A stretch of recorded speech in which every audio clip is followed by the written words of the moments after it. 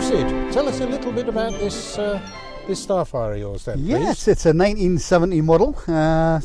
It came after the C15. I had a C15 in the fields as a kid, and I suppose it was in my genes. I fancied a one just to play with, but C15s are quite prolific because they were produced for a lot of years. Aye. And the Starfire are relatively rare, and I think it's a much prettier bike anyway. And where did you find it?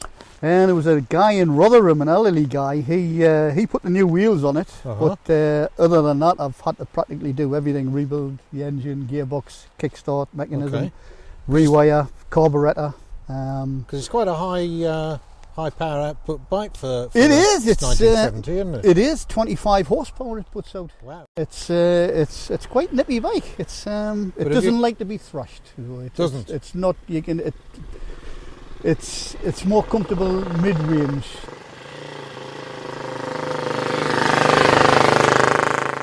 And what about the brakes? What sort of state are they in these good. days? I mean, that rear brake is almost 12 inches long, so you get quite a bit of purchase on it. Right. 305 millis in new money. The front brake, the original C15 was just a single acting lever brake, and they've put a twin leading shoe with a wide hub on it. It's quite a good braking system. And have you had to put new brake? No, the brake pads, they were glazed. Aye. Because it stood in it, and I had to take some of the glaze off with a little bit of emery. But no, brakes are fine. Other than that, that's been fine. What about lights? Are they up to it at night or not really? No, damn, very poor. I don't use it in the rain and I don't use it in the dark. Obviously, it's just it's a toy. But no, the lights are poor. Aye. Headlamps pretty poor. But the electrics are reliable enough, I guess. Yeah. Normal coil ignition, although you exactly. say you put electronic. There were the points in the bob weights, and Aye. it's got a little electronic system on, which That's good. seems to be up and out. It's been very good.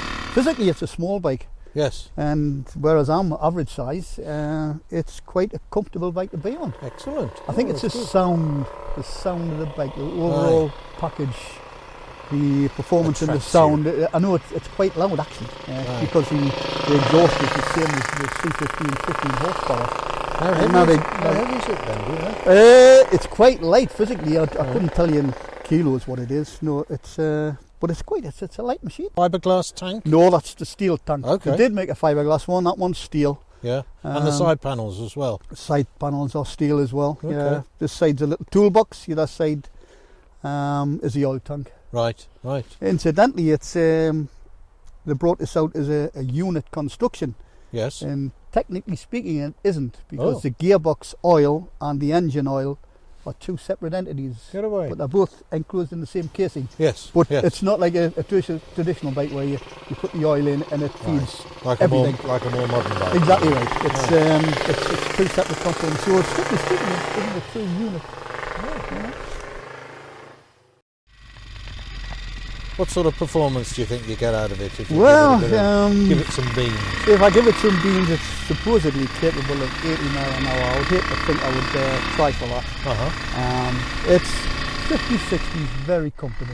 I feel as though it's, it can keep up with modern traffic. If it had indicators on, I know that would spoil the effect, but it would make it a totally modern bike. If it had the indicators, it's still got to do the old hand signal. But no, it's quite a capable machine, very reliable.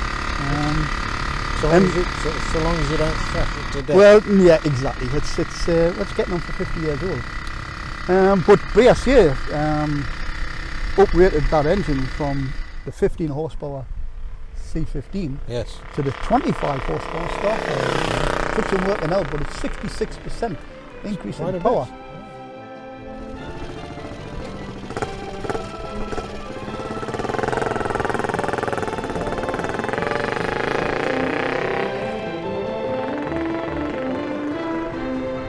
It's a very, very nice bike to ride. Excellent.